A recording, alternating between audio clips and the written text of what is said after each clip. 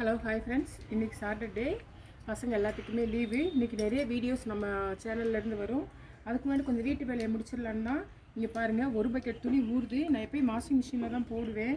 Washing மிஷினில் போட்டு துணி எல்லாம் என்னென்னு தெரியல, பளிச்சுனே இருக்க மாட்டேங்கி. அதனால் சரி இன்றைக்கி கைட்டை துவைக்கலான்னு பாருங்கள், சோப்பு எடுத்துருக்குது. இன்றைக்கி கைட்டை துவைக்க போகிறோம். இவ்வளோ துணியும் துவைச்சிட்டு எனக்கு துணைக்கு யார் இருக்கான்னு பார்த்தீங்கன்னா, நம்ம ஜிஞ்சர் குட்டி இருக்காங்க. நான் எங்கே போனாலும் என் பின்னாடி வந்துடுவாங்க. இன்னும் கூட தான் துவைக்க போகிறேன். தண்ணி ஊற்றி விட்டுனா ஓடிடும், கீழே போய் நின்றுக்குருவாங்க.